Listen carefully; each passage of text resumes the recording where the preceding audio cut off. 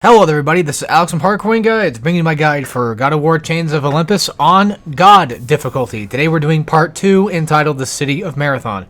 And just so people know how I'm going to be naming these parts, I'm going to be basically naming them like wherever I happen to be at in the first beginning part of it. So I don't remember exactly off the top of my head if I happen to make it to the Steeds area, because this section kind of ends up going into like the whole Helios stuff, and I don't know.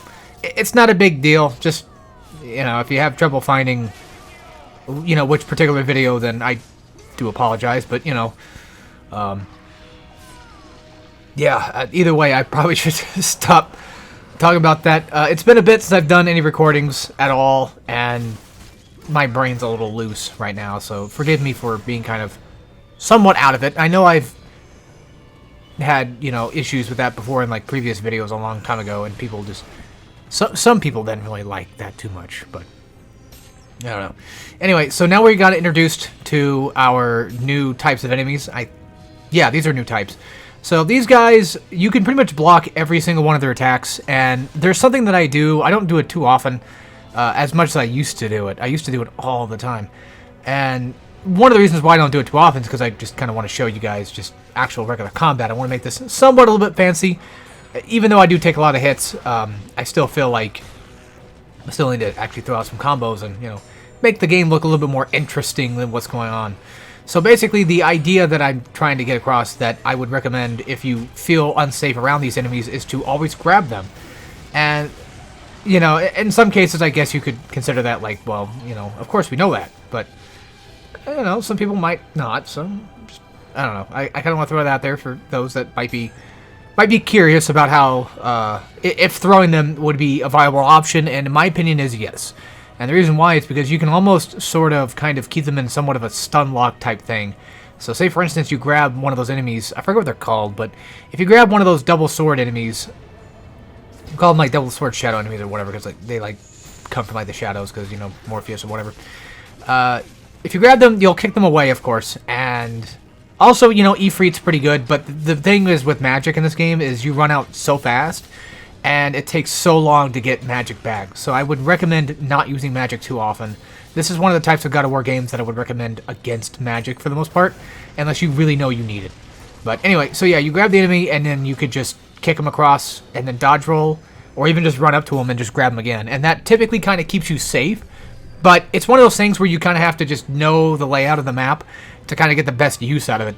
And essentially what I'm trying to say is if you have like a corner or something of that matter, or a wall or anything you can kind of kick the enemy into, that's essentially what you want to kind of go for and just keep them in that loop.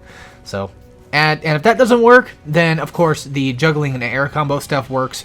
Aerial combos are something I don't necessarily use too often in my God of War guides, which is kind of partly why I feel like maybe potentially one day going back to do God of War 1 and do like an advanced guide of God of War 1 to kind of just go, to try to go over like maybe more potentially better options than just the stuff that I used to do. Because nowadays I've kind of learned a little bit better about how to play God of War. And one of the things I've learned is that aerial combos are pretty devastating sometimes. For the most part, depends on the combo, of course, but typically, like, throwing an enemy in the air, and, I've known about this one for a while, but, standing on the ground and pressing circle will, of course, grab the enemy from the air, yank him from the air, and then you can kind of, like, knock him back on the ground, and then that does does a decent amount of damage. And it kind of keeps him near you, so that's something else you can kind of use, but the only problem is you're on the ground, and you could probably get hit. So something else you can kind of keep in mind is maybe, jumping and then going for a grab in air. Something akin to, like, the Wraiths from, like, God of War 2. Or even like God of War 1, where you grab them from the air and you break their back, when you come back down. But that also leaves you vulnerable for other things. But, if the enemy that you're fighting does have a move where you can kind of just grab them and throw them back down, then that's fine. Also, just ignore all of that stuff. I don't know what I was up to. I kind of forgot about the Gorgons spawning in the first place. And something that I want to talk about with these particular Gorgons, I think they still are Gorgons, I believe. They look like them. There's two different variants of Gorgons in this game. This is the first one you're going to be fighting. These are the Morpheus Gorgons. And something that you can see that I'm doing right there is whenever they're about to do their scream, which they do telegraph relatively pretty well, they kind of like crouch in with their, you know, their upper body, and then they eventually just take a little bit to kind of let out that scream. But the thing that you can do is you can just dodge, roll out of the way, and completely miss that entire thing anyway. It's kind of like the sirens from God of War 2. I keep bringing up God of War 2, but that's essentially kind of what a lot of Chains of Olympus bases itself upon, is the idea that it's relatively pretty damn close to being God of War 2. It's so damn close to being God of War 2, you know, in a lot of ways, mainly because of, like, you know, the amount of, like, actions and characters that do specific things, and then on top of that, you have the whole music thing. Also, I'm going to die, and I'm going to show you guys. But before that, I want to talk about something real fast. So, that combo that I'm doing, that full square combo, that's something else you can kind of keep in your inventory for beating the hell out of Gorgons. When you knock away a Gorgon, you know, it does kind of put them in a position where it's going to be hard for them to be able to get back up and fight back. So, that's something to keep in mind. The reason... Okay, so this is where I'm going to actually end up dying at, and the reason why I'm keeping in the death is because I want to show me fighting this Gorgon, just to show you guys that I actually did it. And then just to show you that I actively do die, and, you know, why not just keep, like, a funny little thing in, like, one of these guides for once, because, you know, pride be damned, basically. It's fine. My ego doesn't hurt that much from this. And, you know, this is also... Okay, maybe it's not this one. Oh, no, it is this one, because I die against the quick time event. Yeah, might as well have some comedic relief. But basically, I want to show that if you happen to finish the lever, you know, pushing the door down and all that other stuff, then you're clean and you're free to go. You don't need to worry about dying. Unless you're trying to do like a no death run, then of course that would be a problem. But this is not a no death run. This is just a normal, regular, let's beat James. And funny enough, I beat it in like, I don't know, a few hours, 5 hours, something like that. I don't remember. Which reminds me, actually, speaking of 5 hours, it only took me 6.5, by the way, but not for Chains, for something else. I recently started doing a second God of War marathon on every game up till 4 on the hardest difficulty setting. I don't know if I plan on doing God of War 4 or 5 yet. I've got so many things going on, and those games are so fucking long that I just don't know if I really want to do it. So, if you're interested in that, you can check out my Twitch channel. I should have links somewhere. I think it's in the description. I'm going to check there. But I do them potentially every Friday, at least, for right now. And I plan on next weekend possibly either finishing God of War 2, because I plan on starting God of War 2 tomorrow. And if I happen to finish God of War 2 tomorrow, then fine, so be it. But if I don't, then I can always finish it on the weekend after, or even like maybe try to finish on Saturday or whatever. And, you know, once July 4th weekend kind of comes around, I've got more time to do things, so I plan on potentially finishing Chains, God of War 3, Ghost of Sparta, and even possibly Ascension on that same week. I don't know yet. So, just letting you guys know, heads up, that I do stream. And if you want more information about when I do stream, I would recommend subscribing, or at the very least, checking out my main channel. That way you can find updates on when I decide to stream and what time, which I need to go change it, actually, because it's going to be later tomorrow when I'm going to start doing it. But just letting you guys know ahead of time. And again, you know, you can check my description for all that stuff, for all the links, my main channel, and what have you, it's down below. So these saber-tooth guys are relatively simple, and as you can see, I'm just doing like one specific combo. Try to never really like do a finisher. So, you know, never try to finish with a square or a triangle, like, you know, final hit. You don't want to get caught in something that could eventually get you hit, you know what I mean? Just do like 3-4 hits. You can do the same combo that I'm doing. It doesn't really matter. Whatever combo you decide to go for. I just do the square triangle just out of habit. It's just a thing I do. And every time that, you know, whenever the saber-tooth enemy is close to you, you just block. You know, you can see the telegraph hand coming up. Just block and you'll be fine, because strangely enough, they're actually one of the most simplistic of enemies in this entire game. It's bizarre. It's really bizarre how Chains of Olympus handles difficulty anyway, because in the very beginning of the game, like, all these enemies are a very specific type of difficulty. Like, they all don't take too long to kill, you know, and they don't do too much damage.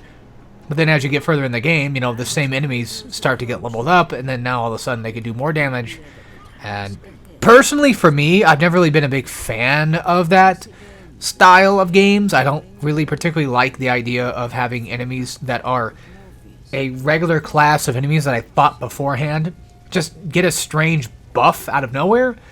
And God of War, in my opinion, is not notorious for it, but it does do it enough for me to notice, especially in God of War 2.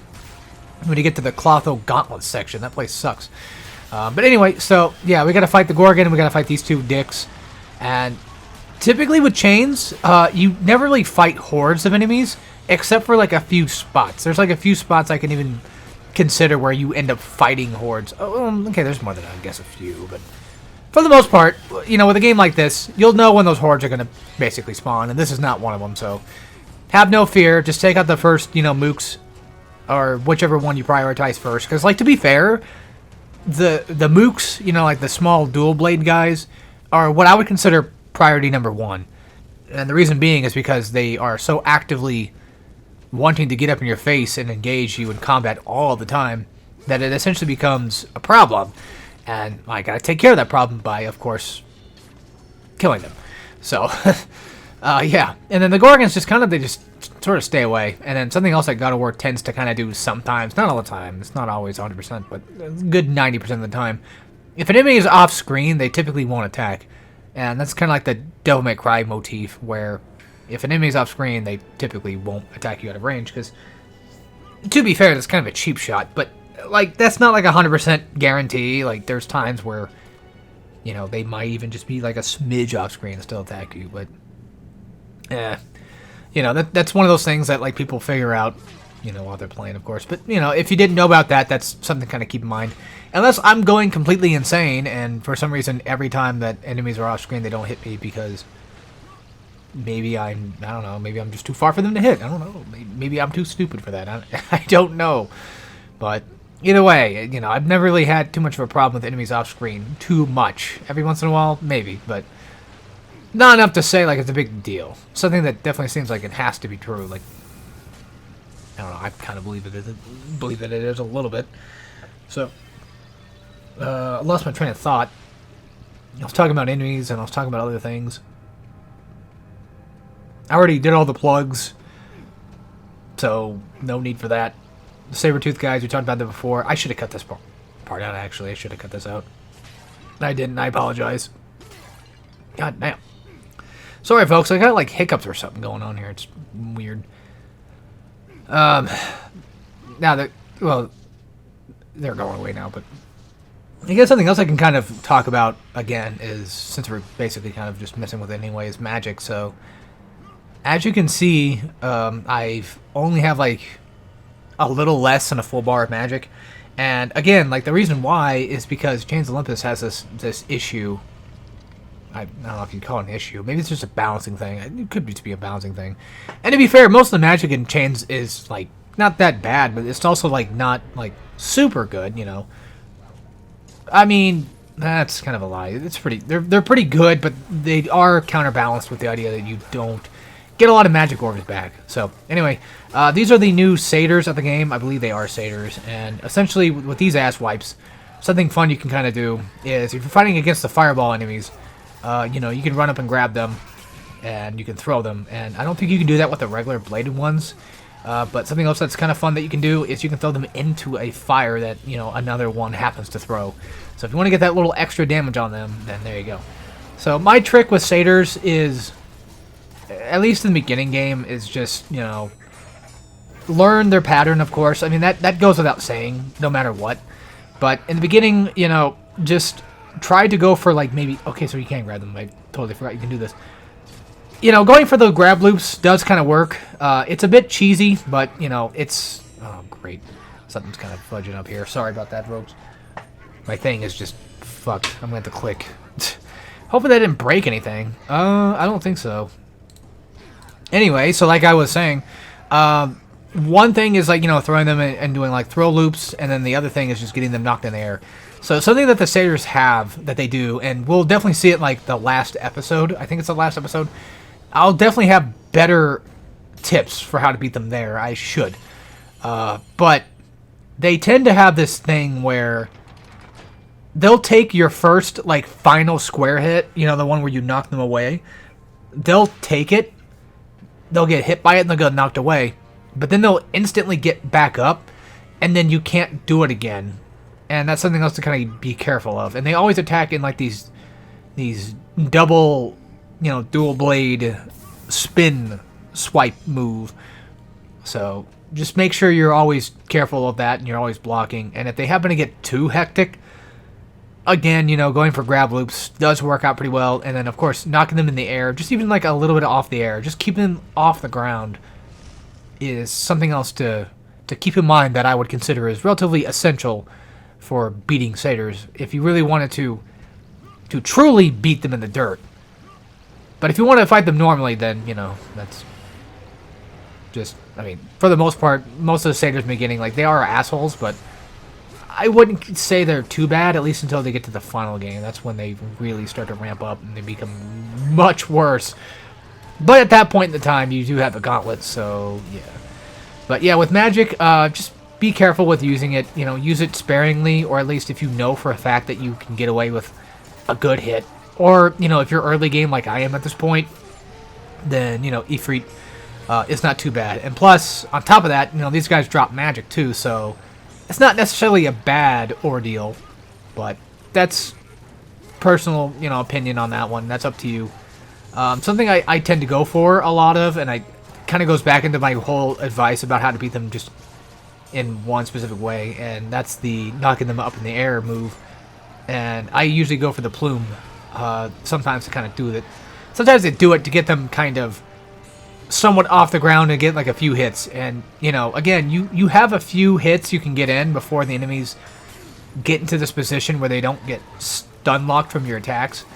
So it's just something you pay attention to while you're playing it. It's something you kind of figure out while you're playing. But yeah, they essentially get stun locked a little bit, but then eventually they stop getting stun locked, especially if you knock them away or knock them with a finisher.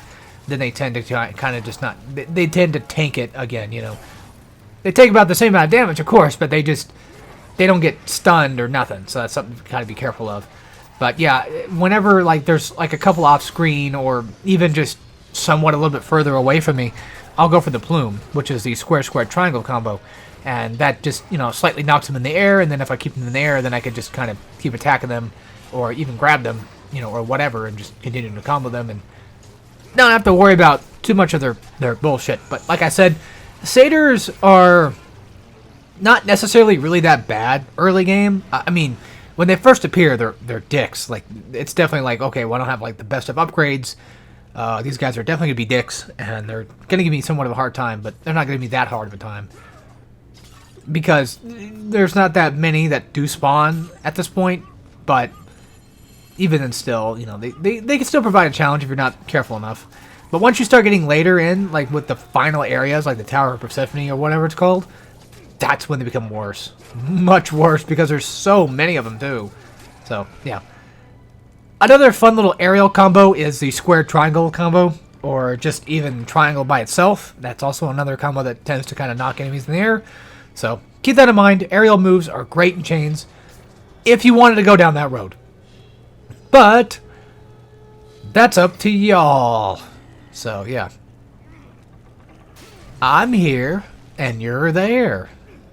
I'm trying to remember what we're going to next. At the top of my head. I think we're doing some Helio stuff now. I think so. I can't quite remember. I think we're going to do this. Well, there's a statue down there, but that's one of those ones we break. I think we're doing the actual statue movement thing. Not like the 4 statue movement, you know, light puzzle, because we need the shield for that. Which that's going to come in handy, big time. The Light of Dawn magic attack, I think that's what it's called. The one you get from, like, Eos or whatever. I don't really care for it much. Okay, so, new enemy type. These are the Harpies. This is going to get pretty boring. I'd recommend fast-forwarding through this if you wish. Essentially, all I'm doing is I'm just going to grab them. I'm not going to bother with trying to fight them because it's just seemingly pointless. I may have level 2 blades and I can probably get away with doing like the L1 or the L square move, but in all fairness, it doesn't really matter much because I could just grab the fuckers and then get like plus 10 orbs every time I get a brutal kill. And that's where that kind of comes in handy at, is getting that extra 10 orbs, you know, every time that I go for that, you know, plus 10 combo. And just basically swimming money, essentially. So, whenever you see like a pack of harpies like that, when they're harpies by themselves, I recommend just going for grabs. And they only take like 3 or so hits, somewhere around there. Depends on like how far you are in the game. Of course, there's a second pack of harpies that do show up, and that seems to be kind of a running theme with this game. Is there's 2 variants of like every type of enemy almost, except for the Persians. They kind of just are on their own. That's just an entirely different segment altogether. But the harpies have a different version of them. The Cyclops has like the Minotaur. These guys are like the second variant of like the Shadow Morpheus dual blade wielders, and these ones are a little bit more aggressive and a lot more fucking annoying to fight with. And you can't grab them too. You have to quick time and grab them, which, you know, I demonstrated on purpose, of course. You know, I didn't take that hit, you know, on accident. I mean, why would I do that? I'm a guide guy, right? But yeah, with these guys, keeping them in the air and keeping them off the ground, like, I know that sounds like common sense, and I mean, it probably is, but look, you know, this is one of those things where I have to just make sure people understand for sure, like, how much I mean, like, this is important. But yeah, keeping these ass wipes in the air keeps them from doing stuff like this. Because whenever they do, like, that slam thing, they're going to go for it again. That's just a typical thing with these ass wipes, is they tend to always try for the slam thing, and then they do it again. Now, when you get to a point when you get the shield and you're allowed to go for parries, that's when everything goes good. Also, that quick time event is relatively fast, so if you're going to be going for quick time events on these guys, make sure that you are quite good at your quick time events and you understand the speed that you need, or some might call it a need for speed. I don't know, but yeah, you know, just understand that, like, that's really, I wouldn't say incredibly tight, but it's just, you know, I've fudged up a couple of them before, so that's. I'm just giving you like a warning, you know, from the other side, that I have fudged up multiple times trying to get those damn quick time events because I'm just either too fast or too stupid to pay attention. So, not that you guys are stupid, I'm just saying that I am. So, I'll shut my mouth because I'm just going to keep digging my grave. Sorry. I'm going to keep digging my grave anyway, so it doesn't matter. But, yeah, so... I call them sundials. I don't have another name. I don't know why I always call them that. I have no idea why. I mean, part of it's because of like the whole sun motif, you know. And I think the reason why I call them sundials might just because of their hat that they wear, like that little helmet thing or whatever the hell they're wearing on their heads. Regardless of what it is, it just kind of looks like a I don't know. Shit. All right, so this next segment, if I'm not mistaken, it's either the Sun guys or it's the Harpies, and I think it's the Harpies one.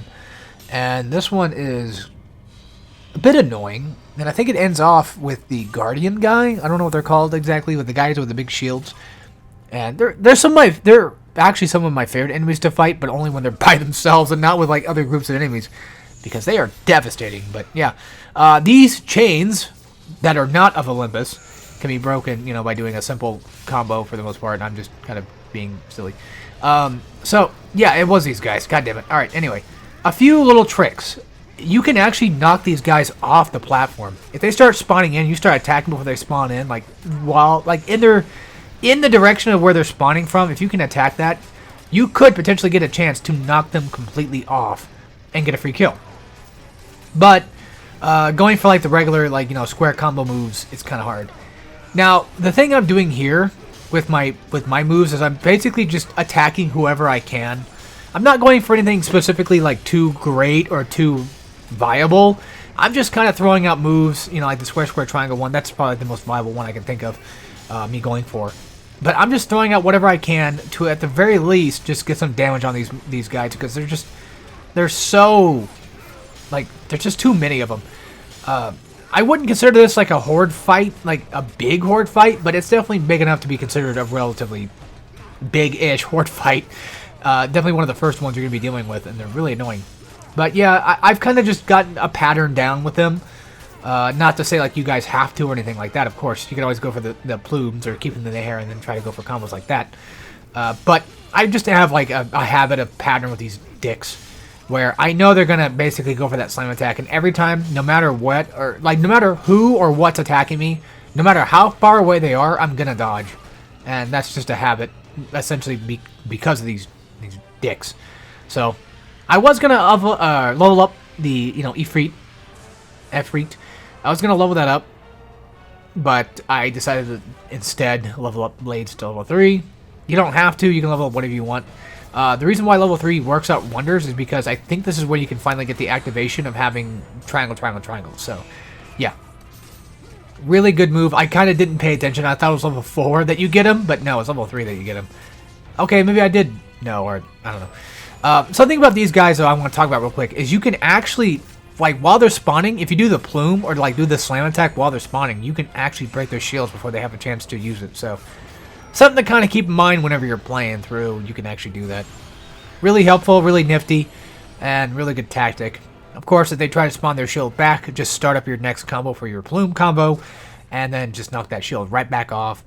And then in terms of how to fight them normally, like they always have like relatively easy attacks to block, and they always have like this spin combo that you saw that they did on me, and just block the whole thing. Just block the whole mile of it.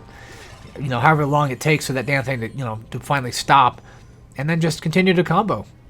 So, they're pretty straightforward for the most part, and they tend to kind of stay in one spot. Granted, they get hard when you have to fight more than one, but it doesn't happen that often. No, however, the green variants, though, those ones you want to be careful of, because those guys will actually knock you away, and you have to have specific timing for your dodge rolls to be able to best them in terms of evasion, so we won't get to see them until like a little while later. And even then, even if we don't see them like that far in advance, you still don't really fight too many of them, to be honest. So they're not a big deal. I just like the regular sun ones because they have easy to block combos, and on top of that, I can just wail on them and beat their ass. So. If they try to pull up a shield, I'm breaking that shit straight away. Also, something else in other news, we found out recently, spoilers for the Nintendo Direct if anybody was wanting to watch that. Nintendo Direct for like was it 6/21? Was it yesterday? 2023? Well, whatever, anyway. We're getting Luigi's Mansion 2 on the Switch. And for a while, I was wanting to do Luigi's Mansion 3 A rank on this channel. I was wanting to skip over 2 because I didn't have a 3DS capture card, and I didn't feel like, maybe like emulating or whatever, right? Just pure laziness and all that other fun stuff. So I was like, oh, I could just do 3. I could just skip 2. But now that we're getting it on Switch, I'm thinking, I'm going to get it no matter what. Well, I plan on getting it no matter what. I'll say that. I plan on getting it no matter what. Things can happen.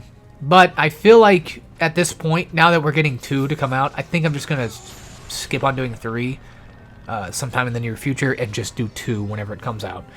Unless I decide to do 3. I don't know. It's not like it really matters, but it don't matter. I don't think you guys probably care anyway. I'm like the only one that really gives a shit, like, if this, channel is that professional or not, which that's a me problem, That's absolutely 100% a me problem. That's not a you problem, I promise. No one actually complains about my upload stuff, so which I'm thankful for, though, because like I don't want anybody to be upset at me or whatever for that. Just be patient with me. I'm very, very dumb sometimes, and I have a lot of things to do too. Other things I want to do. It just happens. But anyway, now that we have the Shield of Helios, I think it's called, we can finally start, wailing on these guys a little bit better. And as you can see, you can actually parry that attack that they throw out. However, fair warning, you can't block it. You have to parry it, or whatever it's called, riposte or retaliation, whatever the damn thing is called. Because like parry is like whenever you actually hit them back, But I think in a case like this, it's not a parry. It's some type of like, I don't know, whatever. We'll just call it parry here. I don't think it matters at all.